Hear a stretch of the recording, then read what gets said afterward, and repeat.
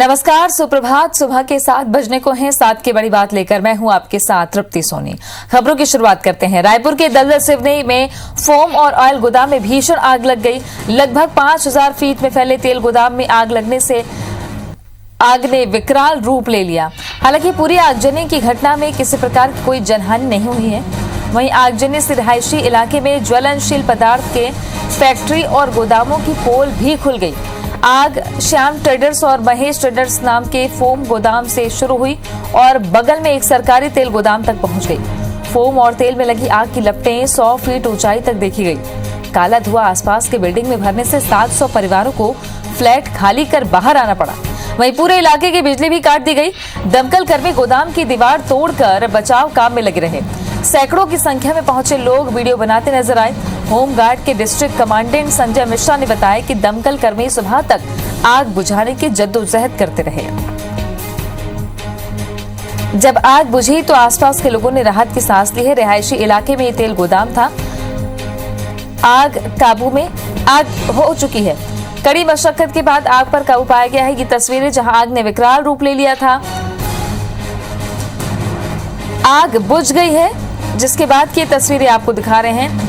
Fire brigade की गाड़ियां पहुंची। बड़ी मशक्कत के बाद दमकल कर्मियों ने आग को काबू में किया है। आग बुझ चुकी है। अब आसपास के लोगों ने राहत की सांस ली है।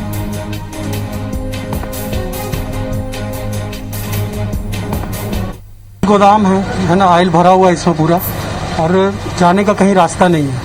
छोटे छोटे कमरों में है ऑयल, एक के बाद एक लगते चली जा रही है आग। हम लोग पूरी कोशिश कर रहे हैं, जो भी साधन है उसका उपयोग कर रहे हैं। अब देखते हैं कैसा, हम लोग कोशिश तो पूरी कर रहे हैं। छत्तीसगढ़ के जिन जिलों में 8% से कम कोरोना पॉजिटिविटी रेट है, वो 1 जून से अनलॉक कर दिए जाएंगे। जबकि जिन जिलों में पॉजिटिविटी रेट ज्यादा होगा, वहां कुछ प्रतिबंधों के साथ लॉकडाउन लागू रहेगा। बता दें कि फिलहाल अभी प्रदेश के 25 जिलों में पॉजिटिविटी रेट 8% रहेगा। बता दें कि फिलहाल अभी प्रदेश के 25 जिलों में पॉजिटिविटी रेट 8% से कम है। सिर्फ सूरजपुर, धमतरी और रायगढ़ में पॉजिटिविटी रेट 8% से ज्यादा है। संडे का टोटल लॉकडाउन भी उन्हीं जिलों में रहेगा जहां पॉजिटिविटी रेट 8% से ज्यादा है। हालांकि कलेक्टर अपने जिलों के हालात के आधार पर निर्देश जारी करेंगे।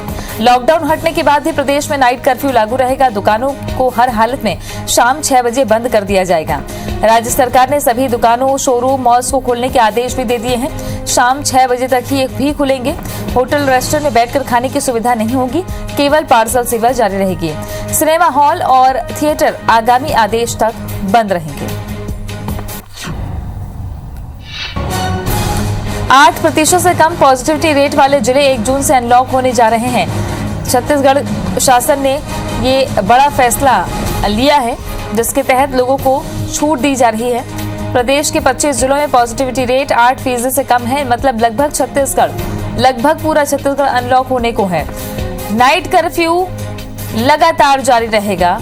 सभी जगह दुकानों को शाम 6 बजे तक बंद करना अनिवार्य किया गया है। सभी दुकानें, शोरूम, मॉल्स खोलने के आदेश जारी कर दिए गए हैं, लेकिन सिनेमा हॉल सभी बंद रहेंगे। 1 जून से अनलॉक की तैयारी है छत्तीसगढ़ में। कुछ प्रतिबंधों के साथ सभी दुकानें खोली जाएंगी। 25 जिलों में पॉजिटिविटी रेट 8% से कम है, वहां अनलॉक किया जाएगा। बता दें कि 9 अप्रैल से छत्तीसगढ़ में लॉकडाउन लागू हुआ था। धीरे धीरे कमोबेश सभी जिले लॉक हो गए थे, और अब जब पीक डाउनफॉल हो गया है और आंकड़े भी कम हो गए हैं, तो अनलॉक की तैयारी है। इस बीच बीते 24 घंटे में छत्तीसगढ़ में 4209 नए कोरोना मरीज मिले हैं। बीते 24 घंटे में 60 मरीजों की मौत हुई है और 8685 मरीज एक ही दिन में डिस्चार्ज हुए हैं। एक्टिव मरीजों की संख्या 60,938 है। छत्तीसगढ़ में अब तक 9,53,209 संक्रमण के मामले सामने आ चुके हैं।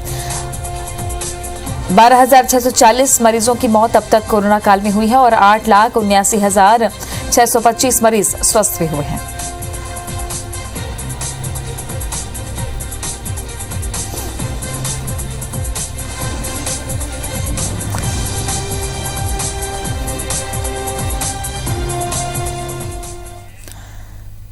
झीरम हमले की आज 8वीं बरसी है। 25 मई 2013 को झीरम घाटी में हुए हमले में कांग्रेस के कई नेताओं ने अपनी जान गंवाई थी। 8 साल पहले IBC 24 ने ही पहली तस्वीरें और घटना की लाइव रिपोर्टिंग देश और दुनिया के सामने रखी थी। इस हमले की गूंज आज भी छत्तीसगढ़ और देश की राजनीति में सुनाई देती है, क्योंकि किसी राजनीतिक दल के नेताओं की सामूहिक हत्या का ये पहला मामला था। 25 मई 2013 कांग्रेस की राजनीति में काला दिन साबित हुआ। कांग्रेस का काफिला सुकमा जिले से परिवर्तन यात्रा के लिए सभा कर जगदलपुर की ओर आ रहा था। इसी दौरान दरभा थाने से महज कुछ किलोमीटर की दूरी पर झीरम घाटी में राष्ट्रीय राजमार्ग पर नक्सलियों ने उस बड़ी घटना को अंजाम दिया, जिससे पूरा देश दहल उठा था। झीरम हमले में महेंद्र कर्मा, नंद कुमार पटेल समेत 32 लोगों ने अपनी जान गंवाई थी। इस मामले की जांच कर रही NIA ने अपनी रिपोर्ट कोर्ट में पेश कर दी है। इसमें 140 लोगों को आरोपी बनाया गया है, जिसमें से 40 गिरफ्तार हो चुके हैं। लेकिन NIA अभी तक ये नहीं पता लगा पाई कि इस हमले का मूल मकसद क्या था। आज CM भूपेश बघेल समेत तमाम नेता श्रद्धांजलि सभा में शामिल होंगे और हमले में मारे गए लोगों को श्रद्धांजलि देंगे। छत्तीसगढ़ की आज कौन सी बड़ी खबरें रहने वाली है, बताएंगी हमारे सहयोगी प्रिया पांडे लाइव जुड़ गई हैं। प्रिया, आज क्या हलचल रहने वाली है पूरे प्रदेश में?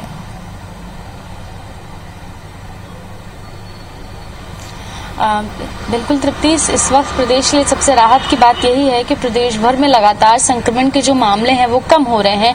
खासकर वो जिले जहां पर आंकड़े सबसे ज्यादा थे, बात कर लें रायपुर की या दुर्ग की, तो यहाँ पर अब आंकड़े बिल्कुल कम हो गए हैं, बिल्कुल स्थिर हो गए हैं और कहीं ना कहीं छत्तीसगढ़ से संक्रमण का पीक जो है वो गुजर गया है। और यही इस वक्त सबसे बड़ी राहत की बात है, क्योंकि लगातार हम देख रहे हैं कि पॉजिटिविटी रेट कम हो रहा है, मरने वालों की संख्या कम हो रही है, पॉजिटिव आने वालों की संख्या कम हो रही है और रिकवरी रेट बेहतर हो रहा है। जितने लोग पॉजिटिव आ रहे हैं उससे दोगुने लोग स्वस्थ होकर घर लौट रहे हैं, तो ये अच्छी और राहत की बात है। इसके अलावा अब आज से राहतें और बढ़ा दी गई हैं। रायपुर जिला प्रशासन ने इसके लिए आदेश जारी कर दिया है कि शाम 6 बजे तक शोरूम या मॉल जो है वो भी खुल सकेंगे, लेकिन उसके साथ एक गाइडलाइन भी जारी कर दी गई है। स्टोर में सीमित लोगों को एक साथ एंट्री दी जाए, क्रमबद्ध लोगों को एंट्री दी जाए। तो इन तमाम नियमों के साथ राहत जो है वो भी बढ़ा दी गई है और ये राहत लगातार हम देख रहे हैं कि बढ़ाई जा रही है। जैसे जैसे प्रदेश में संक्रमण का दर कम होता जा रहा है, वैसे ही लॉकडाउन में राहतें जो है वो बढ़ाई जा रही हैं। लंबे समय से व्यापारी संघ अलग अलग तौर पर मांग कर रहे थे कि भले ही बड़े शोरूम्स हैं या बड़े मॉल्स हैं उन्हें खोल दिए जाएं, भले कुछ शर्तें रखी जाएं। अब इस मांग को मान लिया गया। आज से ही ये जो छूट है वो लागू हो जाएगी लोगों के लिए। आज से शाम 6 बजे तक सारे मॉल्स भी ओपन हो सकेंगे। 9 अप्रैल के बाद से ही लगातार जिस तरीके से संक्रमण बढ़ रहा था, इसको देखते हुए धीरे धीरे सारी चीजों पर कंट्रोल किया गया और अब हम लगभग देख रहे हैं कि 1.25 महीने से ज्यादा का समय हो गया था। ये सब बड़े जो मल्टीप्लेक्स वाली जगह हैं वो सारी चीजें बंद थी, अब आज से इनमें राहत मिल रही है। इसके अलावा झीरम घाटी की श्रद्धांजलि सभा आज रखी गई है। इसमें मुख्यमंत्री भूपेश बघेल समेत प्रदेश के तमाम बड़े नेता जो हैं वो शामिल होने वाले हैं। झीरम घाटी कांड छत्तीसगढ़ का ही नहीं बल्कि पूरे देश का एक बड़ा नक्सल हमला माना जाता है। इसमें छत्तीसगढ़ के प्रथम पंक्ति के तमाम कांग्रेस के लीडर जो हैं उन्होंने अपनी जान गंवाई थी और आज कांग्रेस की ओर से ये श्रद्धांजलि सभा का जो है वो आयोजन किया गया और मुख्यमंत्री भूपेश बघेल इसमें शामिल होंगे। उनके अलावा प्रदेश के तमाम बड़े नेता, तमाम मंत्रीगण भी इस कार्यक्रम में जो है वो शामिल होने वाले हैं। तो ये तमाम खबरें हैं तृप्ति, जिन पर आज IBC 24 की नजरें रहने वाली हैं। शुक्रिया आपका प्रिया जानकारी के लिए। तो छत्तीसगढ़ की बड़ी खबरें जिन पर अपडेट लगातार हम आपको बताते रहेंगे। बात मध्य प्रदेश की कर लेते हैं। बीते 24 घंटे में 2936 नए कोरोना मरीज मिले हैं। MP में 24 घंटे में 60 मरीजों की मौत हुई है। मध्य प्रदेश में बीते 24 घंटे में 6989 मरीज स्वस्थ भी हुए हैं। एक्टिव मरीजों की संख्या 53,653 हो गई है और अब तक 7,67,274 संक्रमण के मामले सामने आ चुके हैं। मध्य प्रदेश में अब तक 7,618 मरीजों की मौत हुई है। अब तक 7,06,003 मरीज स्वस्थ हुए हैं। MP की बड़ी खबरों पर ज्यादा जानकारी के साथ हमारे सहयोगी नीलम गुरबे जुड़ गई हैं भोपाल से। नीलम, आज की कौन सी सुर्खियां रहने वाली है मध्य प्रदेश की?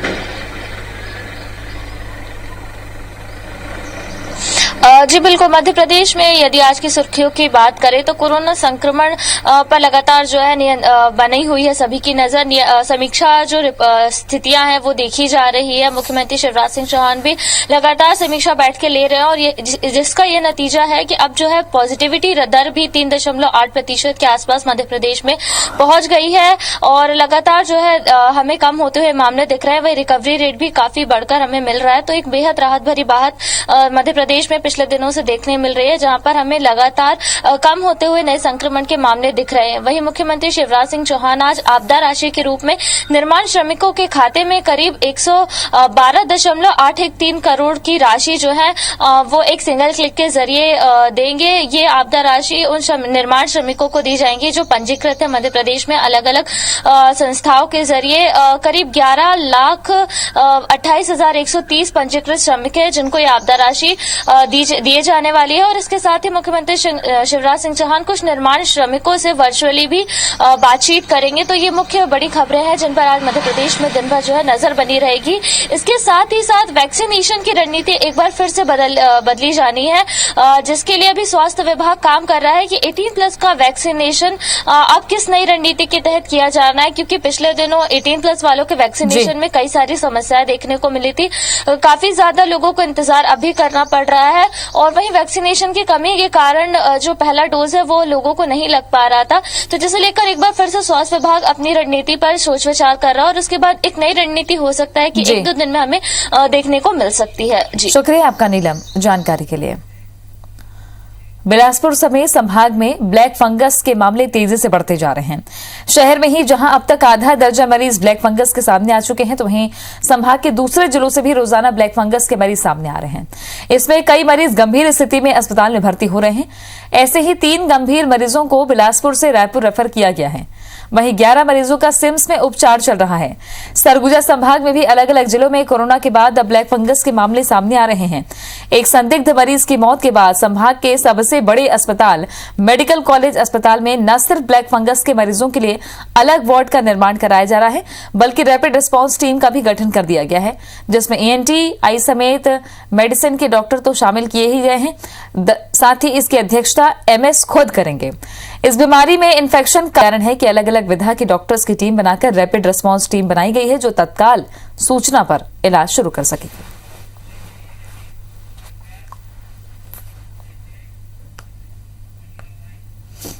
तो ज़्यादातर ये देखा गया है कि उन मरीजों में चेहरे में सूजन, चेहरे में दर्द, चेहरे के आसपास, आँख के आसपास झुनझुनी आना, सिर दर्द बने रहना, दोनों मैग्जिलरी साइनसेस में थोड़ा सा दर्द होना और अपनी जो आँखें है अगर वो लाल होती है तो इसको साधारण न माने। बीमारी का जो इन्वॉल्वमेंट है वो पूरे नाक से लेकर आँख और ब्रेन तक भी जाता है और चूँकि मैं तो मेडिकल विशेषज्ञ हूँ ही, इसलिए पूरा एक टीम गठित किया गया है।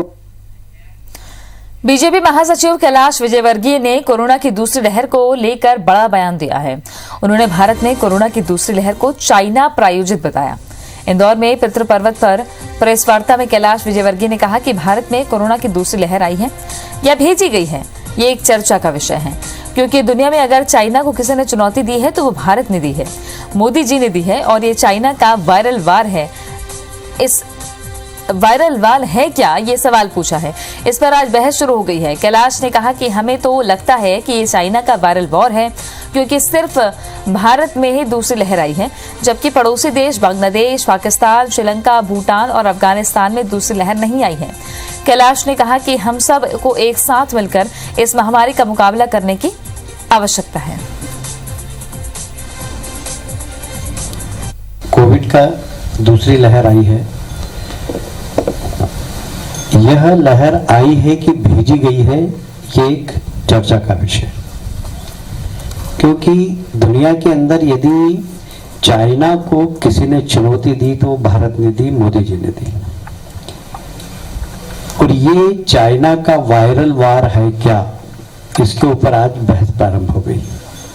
हमें तो लगता है कि चाइना का वायरल वार है, क्योंकि सिर्फ भारत के अंदर ही दूसरी लहर आई है। लगा हुआ देश बांग्लादेश, वहां नहीं, पाकिस्तान में नहीं, श्रीलंका में नहीं, भूटान में नहीं। कोरोना के दौर में अधिकारियों के काम करने का तरीका इस वक्त सुर्खियों में है। कुछ अधिकारियों की तानाशाही के चर्चे हैं, जिसकी तस्वीरें भी सामने आ रही हैं। इस बीच खंडवा कलेक्टर का एक कथित ऑडियो वायरल हो रहा है, जिसमें कलेक्टर अनय द्विवेदी कथित रूप से कोरोना वॉरियर्स को एफआईआर की धमकी देते सुनाई पड़ रहे हैं। साथ ही एक पत्रकार को भी फटकार लगा रहे हैं। ये ऑडियो करीब 1 महीने पुराना बताया जा रहा है। जब 17 अप्रैल की रात कलेक्टर जिला अस्पताल की व्यवस्थाएं देखने पहुंचे थे, वहां की अव्यवस्थाओं को लेकर वो भड़क गए और उन्होंने सफाई और सुरक्षा का कार्य देखने वाली एक निजी फर्म के सुपरवाइजर को बुलवाया। सुपरवाइजर ने जब कलेक्टर को अपनी समस्याएं बताई तो कलेक्टर ने उन्हें धमकाना शुरू कर दिया। उसके खिलाफ एफआईआर कराने की धमकी भी दी। इस दौरान वहां खड़े पत्रकार पर भी वो भड़क उठे। कांग्रेस ने इस ऑडियो को लेकर कलेक्टर पर कार्रवाई की मांग की है। वहीं कलेक्टर ने अपने बचाव में कहा है कि उन्होंने व्यवस्था में सुधार के लिए फटकार लगाई। सबको हम लोगों से कोई लेना देना नहीं है सर। हमारी भी एक प्रॉब्लम है सर। अरे चुप रहो यार, हमारी प्रॉब्लम है। नेतागिरी दिखाई दे रही तुमको? नेतागिरी सर, परिजन आके सीधे गाली बकते सर। परिजन आए किसके कहने पे हो तुम? कैसे आगे तुम? अभी भी सर मर्चुरी में पब्लिक गालियां बकता खड़ी है सर। सुनो सुनो सुनो सुनो सुनो सुन सुन सुन तू सुन ले, तू बहुत नेतागिरी दिखा रहा है, ठीक है ना? ये तो जा रहा है जेल के अंदर। तू कौन है बे? Supervisor sir. तू सुपरवाइजर है? क्या सुपरवाइजर रहता? कहाँ तेरे 300 लोग सर? इन्हें सब ये खड़े और सब आ रहा है सर। आप बेफिक्र रहिए, सभी आएंगे यहाँ पे। तो क्या प्रॉब्लम है खड़े होने में, काम कर रहे हैं? मेरे से बताइए ना, प्रॉब्लम क्या है ये तो बताइए आप मुझे। प्रॉब्लम ये है कि भैया जब तुम्हारे नाम मांग रहे तो लोग ही नहीं मिल रहे हैं। आप सब है सर, आप मुझे बताइए शिफ्टिंग का आप मुझे बताइए, मैं बताऊंगा तेरे को। देखो आप ये बताइए। मैं तेरे को बताने के लिए खड़ा हूं, कलेक्टर तेरे को बताने के लिए खड़ा है, तेरे को मालूम नहीं? चुप कोई बात सुन होती सर। सुन, कहाँ का है तू रहने वाला? यहीं का है? इसकी एफआईआर करो, सबके नाम नोट करो। तू चल, निकल, इसको बाहर करो। चल इधर तू चल इधर। इसकी एफआईआर करानी है, तेरे को करानी? चल तू इधर। अरे खड़े उधर। इसको काम करना है, किसको एफआईआर करानी है बता दो। तू तो यार पत्रकार है, तू कहाँ खड़ा है? तू कहाँ से आया? कैसे आए हो? निकलो बाहर से। और लगभग 2 महीने पुराना है। और जब हमने मेडिकल कॉलेज में जो व्यवस्थाएं थी उनको सुधारने के लिए जब हमने प्रयत्न किए थे, तो उस समय जो एजेंसी वहाँ पे जो हाउसकीपिंग की एजेंसी जो कार्यरत है उसके एम्प्लॉयज़ नहीं मिल रहे थे। और ऐसा कोई अभद्र वहाँ पे जो हाउसकीपिंग की एजेंसी जो कार्यरत है उसके एम्प्लॉयज़ नहीं मिल रहे थे। और ऐसा कोई अभद्र व्यवहार या कोई गाली गलौच नहीं किया गया। सिंपल उनको ये कहा गया कि भाई वो डिस्पर्स हो जाएँ और अपना काम करें। अब उनमें सुधार हुआ है, वो आज काम कर रहे हैं, ना उन पर कोई कार्रवाई हुई है। कोरोना वैक्सीन को लेकर ग्रामीण इलाकों में भ्रम और गलत जानकारियां फैल रही हैं, जिसके चलते ग्रामीण वैक्सीन को लेकर जागरूकता फैलाने आ रहे स्वास्थ्य कार्यकर्ताओं पर हमले कर रहे हैं। ताजा मामला उज्जैन के उन्हेल थाना क्षेत्र के मालीखेड़ी गांव का है, जहां ग्रामीणों ने स्वास्थ्य विभाग की टीम पर हमला कर दिया। तहसीलदार की अगुवाई में ये टीम वैक्सीनेशन को लेकर लोगों को जागरूक करने आई थी। इस दौरान टीम और ग्रामीणों में विवाद की स्थिति बन गई। ग्रामीणों ने टीका लगाने और कोरोना से जुड़ी किसी भी जांच को करवाने से इनकार कर दिया।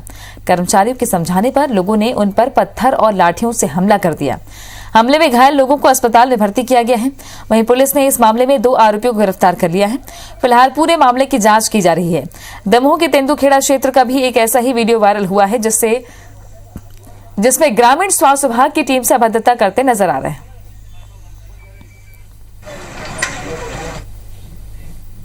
वैक्सीनेटर की पूरी टीम थी जी। तो रहमानी पर्थी, उस्मानी भाई मनोज और चांदूलाल वगैरह ये सारी पब्लिक ले गए। मैडम बीच में खड़ी थी। हमने कहा ऐसा नहीं हो यार, इनसे बदतमीजी बंद कर। हम भी बीच में खड़े थे। एक व्यक्ति आया, उसने सीधा आगे सिर पर लगे मार दिया। वैक्सीनेशन की टीम आई हुई थी, मोबाइल टीम, जैसा कि एसडीएम साहब ने बताया, और उन लोगों को बता रहे थे, समझा रहे थे। तो किसी को एक आसलोद का व्यक्ति है जो यहाँ का दामाद है, वो आया और सहायक सचिव के पति को एक डंडा मारा। फाइनली लोग एकदम से आक्रामक हो गए और स्वास्थ्य विभाग की टीम की ओर एकदम जाने लगे। एक सहायक सचिव जो यहाँ पे हैं, उनके हस्बैंड हैं, वो जो बीच बचाव कर रहे थे, उनके ऊपर थोड़ा सा वार किया गया लठके द्वारा, और उसमें हम लोग कार्रवाई कर रहे हैं। डबरा में अवैध रेत का काला कारोबार बेखौफ तरीके से जारी है, लेकिन पुलिस की कार्रवाई से उनके मंसूबों पर पानी फिर गया। आईजी अविनाश शर्मा ने रेत के घाटों का निरीक्षण अधिकारियों को रेत खनन के खिलाफ कार्रवाई करने का निर्देश उस दौरान दिया, जिसके बाद डबरा भीतरवार में पुलिस ने बड़ी कार्रवाई करते हुए घाट से 7 पनडुब्बियों को जब्त कर नष्ट कर दिया। आपको बता दें कि एक पनडुब्बी की कीमत 4 से 5 लाख रुपए होती है। IBC 24 लगातार अवैध रेत उत्खनन की खबरें दिखाता आ रहा है। डबरा SDOP विवेक शर्मा के नेतृत्व में पिछोर गिजोरा थाना क्षेत्र में बड़ी कार्रवाई की गई। खनन माफिया की पनडुब्बियों को जलाकर नष्ट करने से जरूर उनको लाखों का नुकसान हुआ, हालांकि कोई भी गिरफ्तार नहीं हो पाया। भितरवार में भी SDOP ने 2 पनडुब्बियों को आग लगाकर नष्ट किया।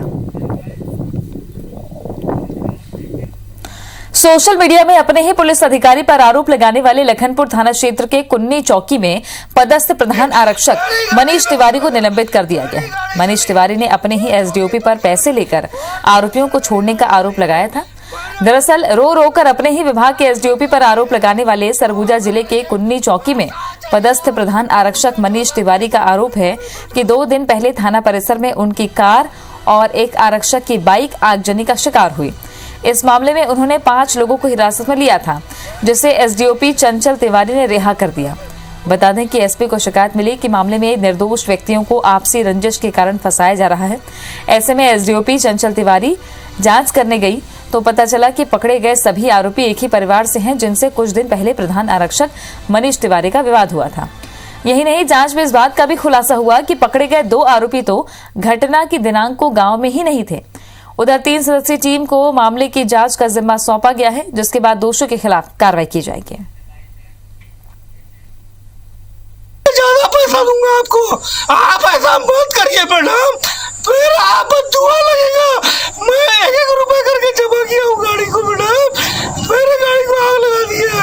मत ऐसा करिए, मत करिए मैडम, पाप लगेगा, आपके बच्चे मरेंगे मैडम। बच्चों के विरुद्ध कंप्लीट साक्ष्य न होते हुए फिर ये तथ्य को SP सर के नोटिस में लाया गया, जिन्होंने फिर इसमें ये सलाह दी कि इसमें एक 3 सदस्यीय दल के द्वारा जांच किया जाना उचित रहेगा और बिना साक्ष्यों के किन्हीं भी व्यक्ति की गिरफ्तारी किया जाना कहीं ना कहीं कानून की जो भावना है, मूल भावना है, उसके विपरीत हो जाए। इंदौर के महू में जासूसी केस में पुलिस और अन्य एजेंसियां नजरबंद की गई 2 बहनों से लगातार पूछताछ कर रही है। पुलिस दोनों बहनों को जांच के लिए अन्य स्थानों पर लेकर भी गई थी। दोनों बहनों के इलेक्ट्रॉनिक गैजेट्स का डेटा भी पुलिस ने कुछ हद तक रिकवर कर लिया है। वहीं सोशल मीडिया से भी कई जानकारियां पुलिस ने निकाली हैं। दरअसल पुलिस के हत्थे चढ़ने के पहले दोनों बहनों ने अपने सोशल मीडिया अकाउंट और फोन को फॉर्मेट कर दिया था। इंदौर IG हरिनारायण मिश्र के मुताबिक दोनों बहनें पिछले कुछ दिनों से पाकिस्तान के युवकों के संपर्क में थीं। फिलहाल जो भी तथ्य मिले हैं उनकी जांच की जा रही है। सूत्रों की माने तो जल्द ही जांच एजेंसियां इस मामले का खुलासा कर सकती हैं। फिलहाल युवतियों के फेसबुक मित्रों को भी जांच के दायरे में रखा गया है, जिसमें महू के स्थानीय लोगों के साथ ही कश्मीर का एक सैन्य कर्मी भी जांच के घेरे में है। इधर महू के रिटायर्ड कर्नल KK शर्मा ने इस पूरे मामले को गंभीर बताते हुए सैन्य क्षेत्र में और सुरक्षा बढ़ाने की बात कही है।